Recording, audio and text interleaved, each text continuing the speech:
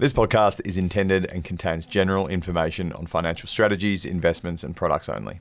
Whilst Luke and I are both licensed financial advisors, we don't know your personal circumstances, goals, or objectives. We highly recommend that you reach out to your financial advisor or investment professional to discuss any of the topics that we've covered today before taking any action. Our full disclosure, copies of our financial services guide, and additional information about Seneca Financial Solutions and Bold Wealth can be found in the show notes. Hello and welcome to another episode of Wealth and Toil. My name's Luke Laretive and I'm here, as usual, with the man, the mystery himself, Dylan Pargiter-Green. DPG, how are you, mate? I'm really well, mate. I'm a mystery today. I don't feel particularly mysterious, although we are, we are on a Friday, so who knows what might be in store for the end of the week. Mate, I'm looking forward to this week being over, to be honest. I just need to get through today. I've got a bucket load of work to do and I just need to go full wolf mode for the day and just and then I can have a nice weekend. There's good surf hopefully, so I'm looking forward to spending 6 hours in the water. Mate, I think that you spent far too long earlier this week analysing Bryson Wren from Equity Mates portfolios. That was a good giggle. Yeah. So for those who may not listen to the Equity Mates podcast as well, Luke and I both spent the day in Melbourne with them and then got up on stage and made some wisecracks about the way that they personally invest, and then gave some audience members some wise and sage financial strategy advice. You did that as usual. I just insulted people. It was good though. That was a good night. I was a bit hungover on Thursday, so must have been a good night. Met some nice young people. Nice to see a bunch of young people being ambitious and trying to make a better life for themselves, and that always makes my warms the cockles. So I appreciated that and like to see the young people having a crack. Nice to see plenty of young ladies there as well, not just full of blokes, which was good, and a few boomers and a few older people as well, which is good, a bit of diversity cards. So that was a very, very, very good evening and enjoyed myself. We'll link that up when maybe next week when that comes out, or whenever they release that episode. Yeah. After the treatment you gave Bryson Wren, though, I'm not sure many people are going to be calling to get their portfolios pimped. I've actually had six people book in in the last 24 hours. They're suckers for punishment. It's like a BDSM of financial advice. All right, Dill. Today we're actually Dill and I were struggling for a topic, so today we're actually going to do what we weren't. We're going to talk about what we like to talk about the most, which is ourselves. So my favourite topic. So.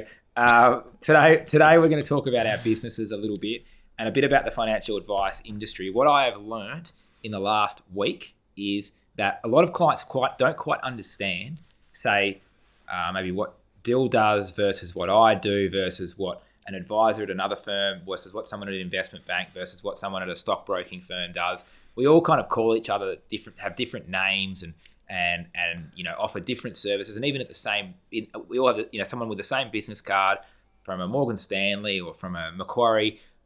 You could get two very disparate services and certainly completely inconsistent advice. So let's maybe go through the types of advice you can get and help people, probably whilst their advisor might not be able to define themselves. At least the clients, you guys, because you're informed and listen to this podcast, you're going to be able to put your advisor in a bucket, and you're going to be able to quickly work out what they offer you and if that's what you're looking for or not, and know a bit more about how the industry actually works. I think that's the key point, and the reason that we wanted to talk about this, because I think very, very consistently the number one that we get from particularly the business owner clients is why isn't my accountant advising me on this? Yeah. So accountants are wonderful professional advisors, but they are not financial advisors. No, they are. They are. Well, if you don't think so, Luke, maybe you should get a new accountant. Shout out I'm only winding up my accountants. They're very good. Yeah. Very nice people. But really, like quite literally, you need a team of professionals around you who are doing different things to achieve the best possible outcome. And more often than not, we need to guide people to say, well, actually, you need advice in this area, you need advice in this area, and that's what's going to help complement what we're doing already. So we thought we'd run through the different types of advice, different types of advisors, I guess, in that sense. And then maybe talk about sort of how each of those businesses work together, the concept of referrals and building a business. If there's younger people out there, younger advisors out there who are listening, and thinking about how they're going to grow over the next 5 or 10 years within this industry, perhaps some insights into that as well. All right, so let's start, Dill, and get into it for people. So, general advice. What's general advice from your perspective? This is general advice. This is general advice. Yeah. This is general advice. Lots of people talk about general advice, so it's really important to understand what it is from your perspective. What is it? I'll say what I think. How I think it is, how I think it goes. But general advice is something that does not take into account your own personal circumstances. Now, I could have read that off a flyer or a pamphlet or the start of a podcast, but effectively, general advice is something that is information or facts that should allow you to make your own decision without providing personal information first. See, I think it's a bit different. Can I stop you there? Because I actually think it's different to that. So I would say there's factual information. So I'll give you some factual information. The Karoon gas share price is $1.88.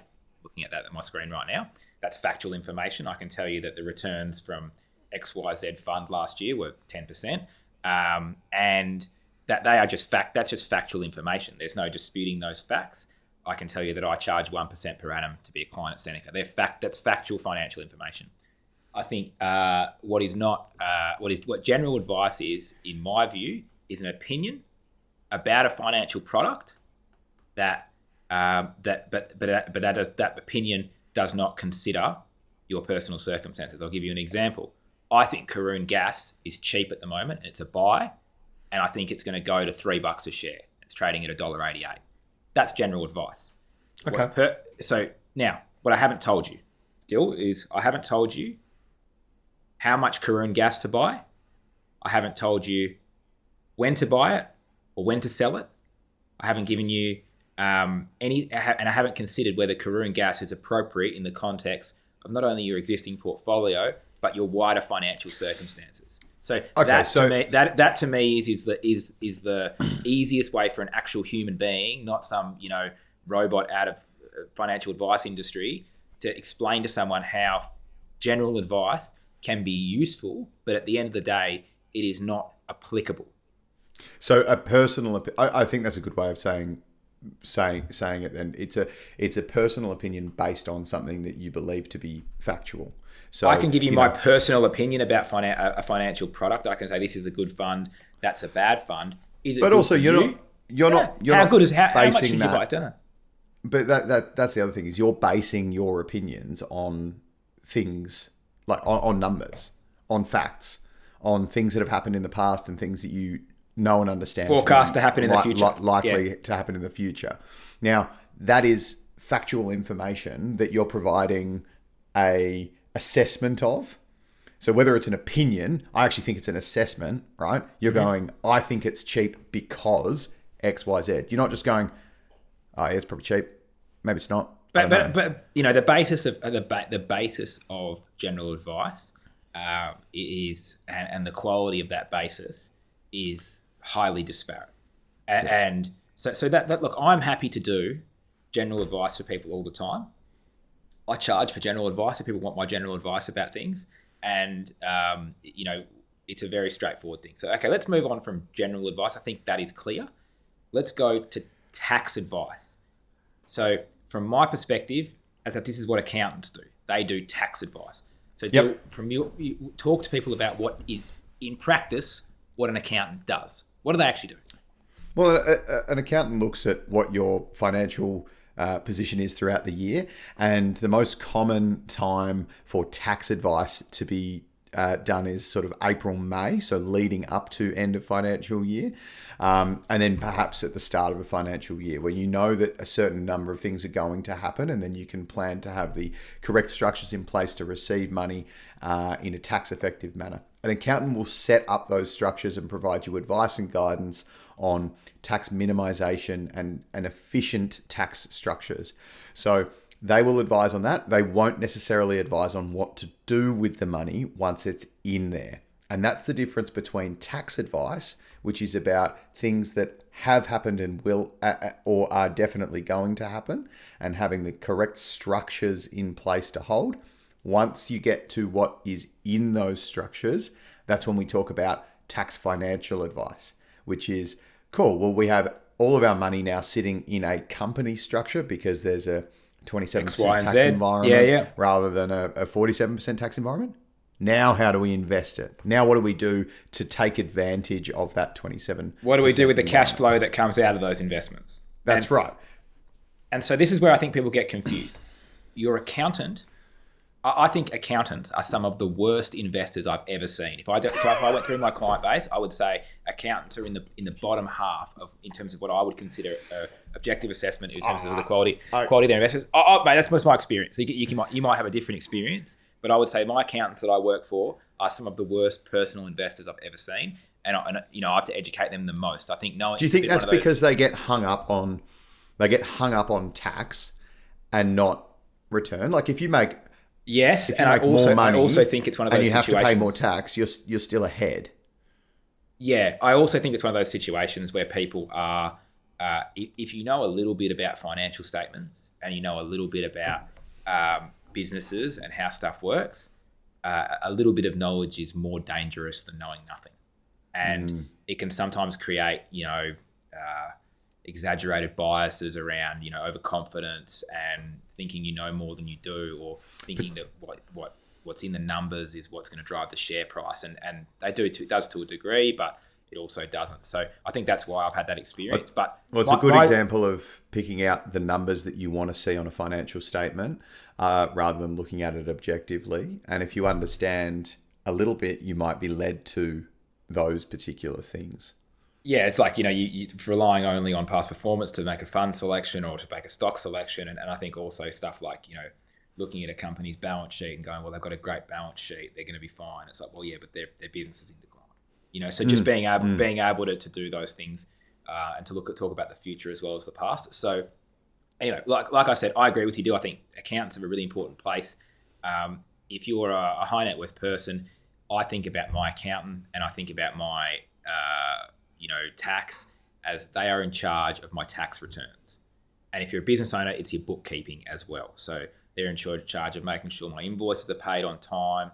They're in charge of making sure I've got enough cash flow to do the things I need to do, making sure I pay my super contributions, my BAS is sorted out, and my personal tax returns for my entities and Claire and my entities are paid, and I get a good tax return because I've claimed everything that I'm supposed to claim. So that to me is accounting advice. It's got nothing to do with how I actually make money from an investment perspective. So then you roll into strategic advice, and you did touch on it a little bit. And I think that part of the puzzle involves a part of tax thinking about returns after tax because that's all that matters. But the reality is that we're just making sure that the returns we're generating are appropriate for the tax environment that we're dealing in. But then strategic advice does so much more than that, in my view. And I think it goes more to goals, and it goes more to providing certainty and confidence that the strategy you're undertaking, A, exists, and B, is working in the right direction for you. I mean, to me, that's what it's all about. But I mean, from your end, when a client comes to see you, what is strategic advice? What's the core of it to you? So strategic financial advice is looking at where you are now, where you want to be in the future, and finding the yellow brick road or finding the pathway or whatever it is to get from here to there. The tools that we use, and that's the next type of advice that we're going to talk about, which is investment advice, the tools that we use to get there in the most efficient and effective way are a combination of investments and tax planning or tax financial advice. So how do you make the most amount of after-tax return to achieve the thing that you want in the soonest amount of time, or with the largest number at the end of that pathway, journey, rainbow, whatever you want to call it.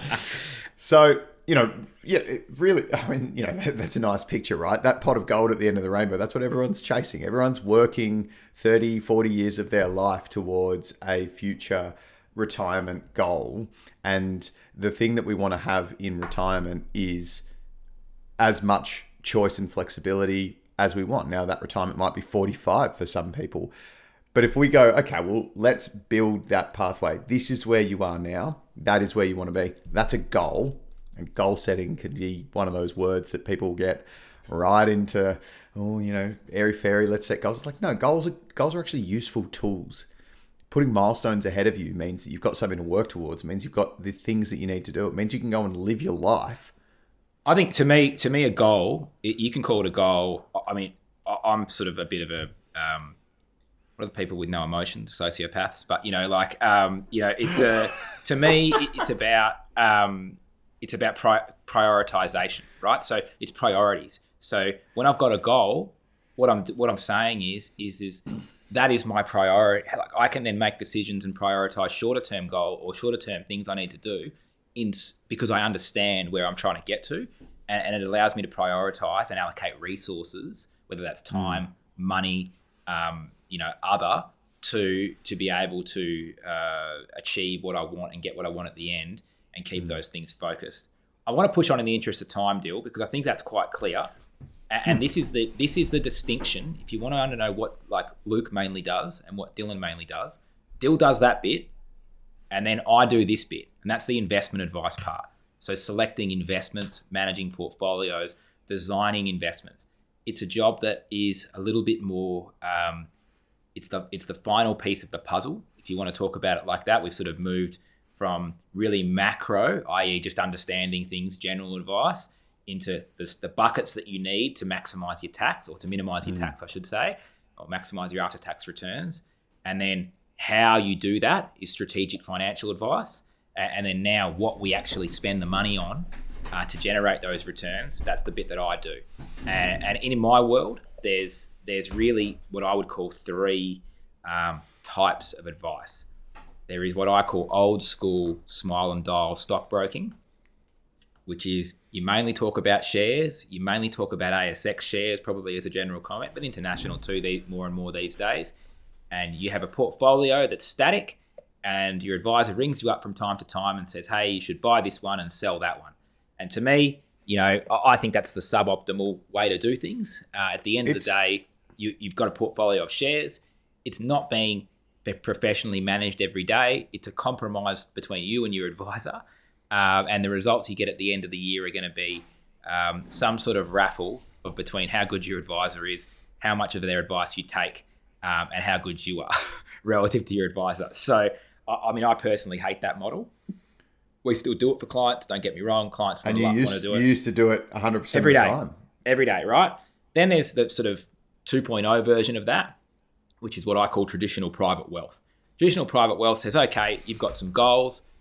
Dill, you've been given some strategic advice, and we're going to buy some managed funds and some ETFs and a few shares for you, and then we're going to review that once a quarter or once a half or once a year. And I might ring you from time to time and give you the odd bit of specific advice or pitch you this special situation, as JB and I call it. But some managed fund we think we're getting paid a fee on, it looks great. But the point is that though that traditional private wealth model I think is also flawed.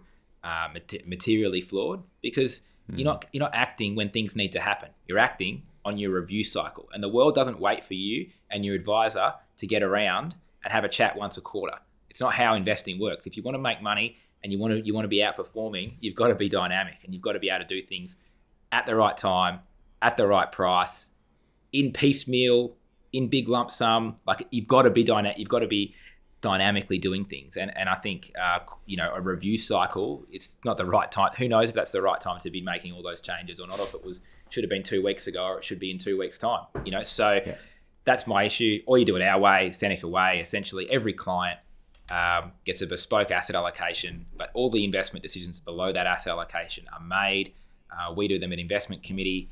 Everyone trades at the same time, at the same price, exactly when we want them to, and they don't pay to essentially make those trades. It's a near free investment solution. So if people want to hear more about what we do at Seneca and what Dill's trying to do more and more with his business, feel free to come and have a chat to me. But that is the investment advice landscape.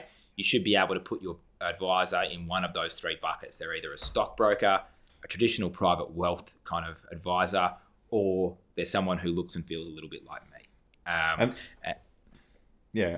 think that the comment at the very start where we talked about, okay, well, there's lots of different sort of strains of advice, and it sort of funnels down as you go, and you actually need all of these elements to, in some way, come together. So, if you're a high net wealth individual or you've got, a couple $1 million in investments, you're going to need an accountant. You're going to need to have a general understanding of what's going on and probably have that general advice piece that's led you to going and seeking advice. Having strategic advice on what you're tracking towards and how you're going, really important. And then the last piece of that puzzle is, well, how is that actually all working underneath the covers? So that investment piece, that's the piece that actually gets you there. So it's the engine to make your strategic advice, follow along that journey.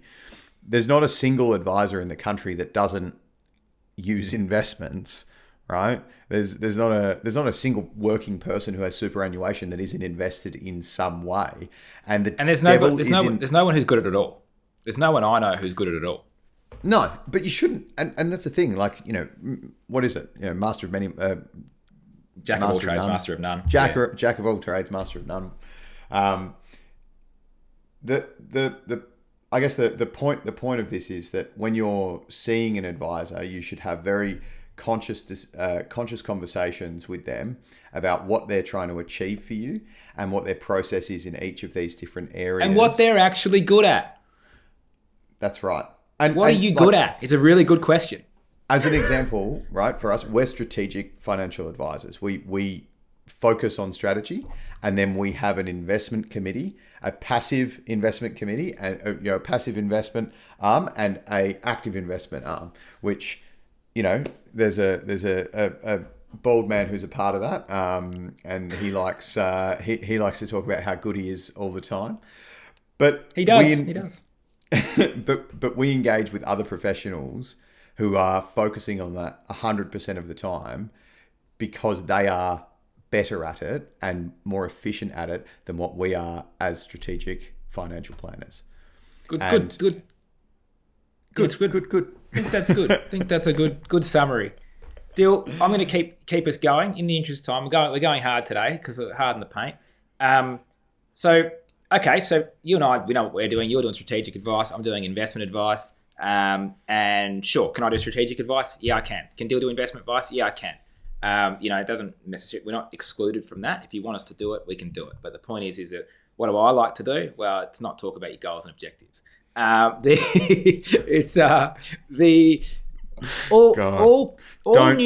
book a financial planning meeting with Luke. No, you can, and I'll just refer you to Dylan. So look, I think all clients that come into us, and this is, every client is a referral. Every new client, is a referral. But it's where they come from somewhere. It's where they're referred from that's kind of interesting. So, I would say for me, 9 out of 10 of my new clients have an existing advisor. Yep. So to me, I win work from other advisors, and I would say that my biggest bugbear that people come to me with is that my advisor is pretty passive.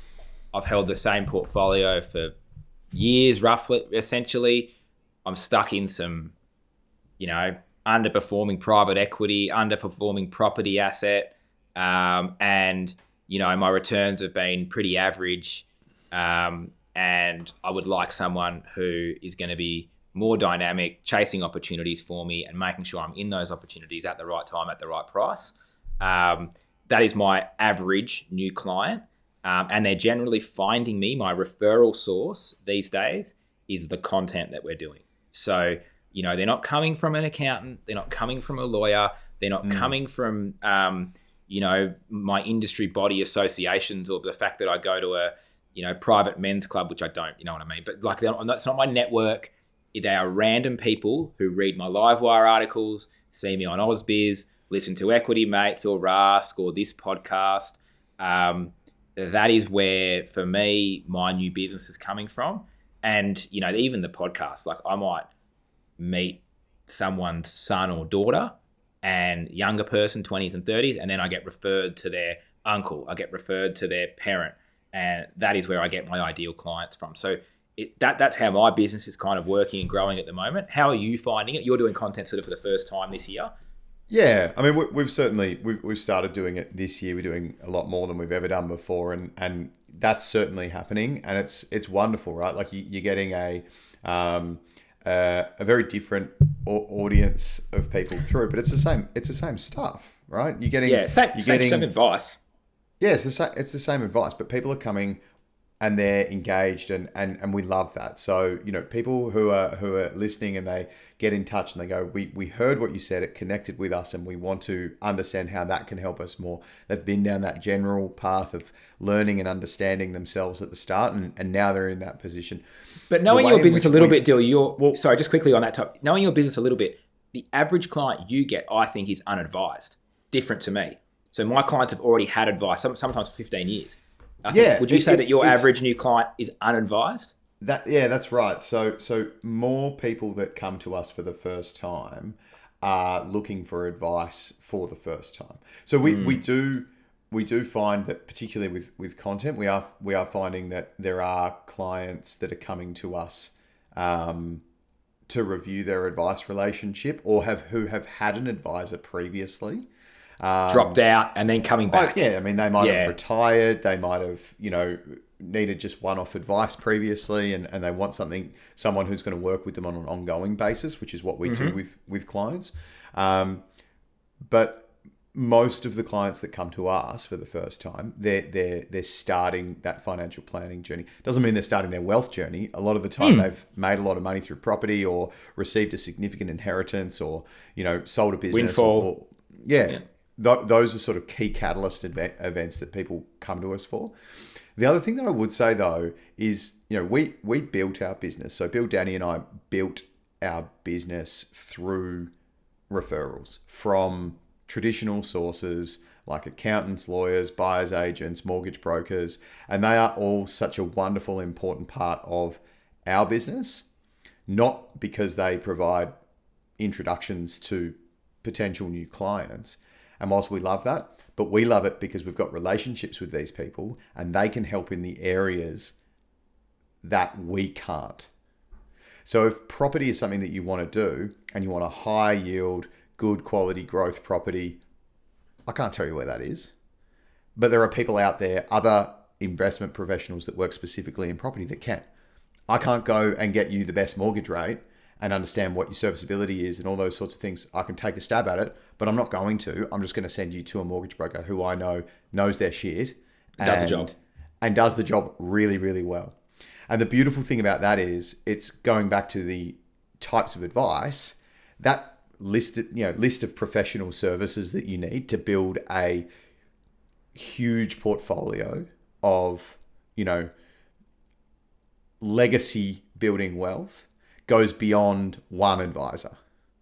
At different stages throughout your life, you should be engaging with the best professionals in those areas.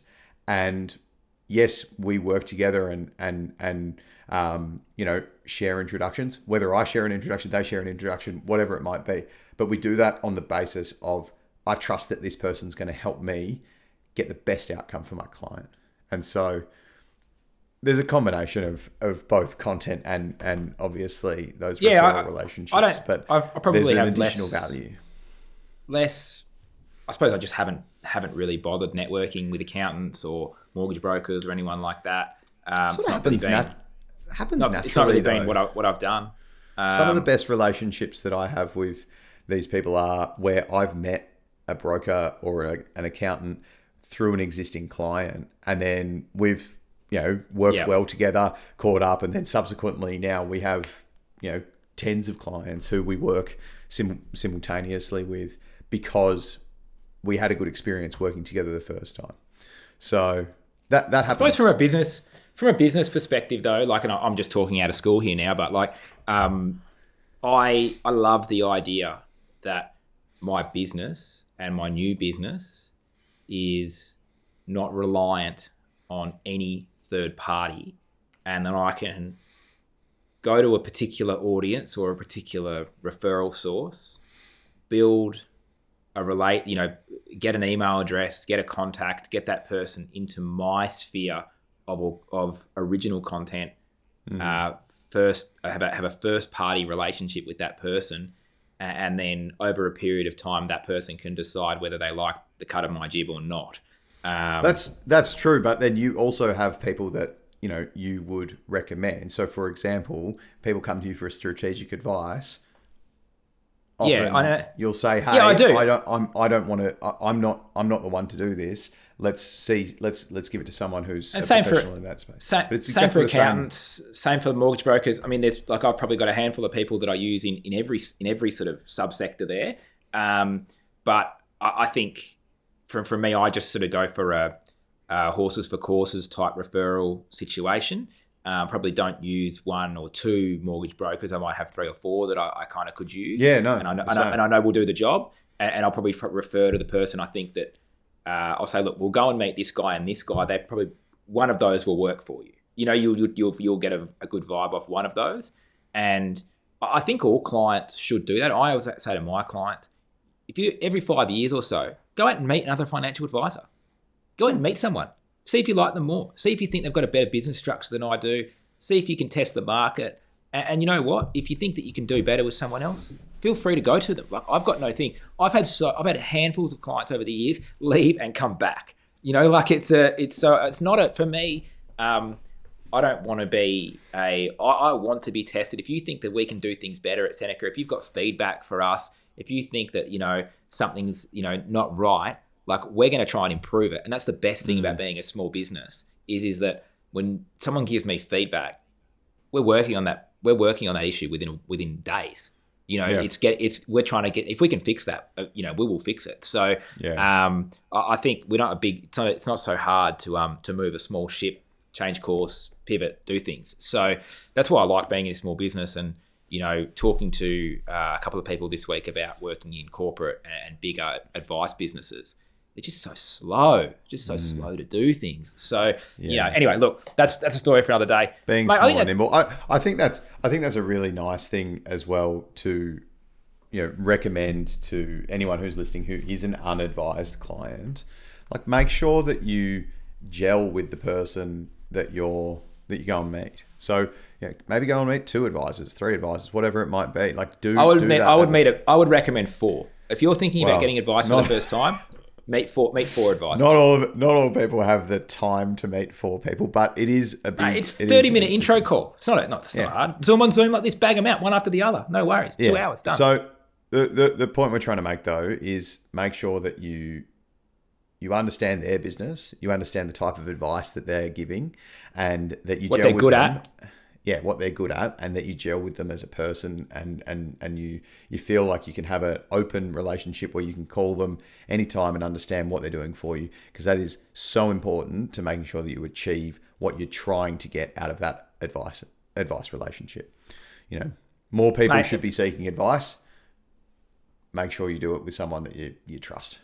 Yep, I think you're 100% spot on there, Dill. Mate, I reckon that's a good spot to wrap. I think we're at 30 minutes or so. Which is our usual you love point. It. I reckon 35 minutes is pretty good. The listeners know what time it is in the podcast more by listening to you saying what time it is in the podcast rather than checking paying the time attention. on this podcast. Mate, they've got it on 2 times speed, and they're just scrubbing me out anyway, so it's all right. Let's look. Thanks to everyone for listening this week. I hope you found that at least a little bit interesting about maybe a bit under the hood of how we think about our businesses, we think about getting new clients, and we think about you when you come in the door. If you do want to come in the door and have a chat, that's why we do this podcast. It's not because we like you; it's because we want you to pay us. I want you to pay us. So feel free to come in. and have a chat. Feel free to have a chat. So we want new clients. We're both growing our businesses. If you need strategic advice, come and see Dill. If you go and see Dill for strategic advice and you want me to do your investments, ask Dill. He's got access to all my stuff, and he can definitely use it through us. You can definitely access Seneca through Dylan. And by the same token, if you don't like Dill's mustache and you like my bald head, you can also come and have me as your advisor, and talk to me every day. Any other insights, mate, for the punters this week, mate? No, look, have a wonderful weekend. Enjoy it. I hope the swell picks up. It's looking naughty. It's looking real good. So I'm getting a bit excited. Got the butterflies in the belly type stuff. It's good. Yeah, we've got a big day of catching up on work, you and me both, I think. So let's get to it. All right, mate. Have a good weekend. Speak soon. Bye now. Bye.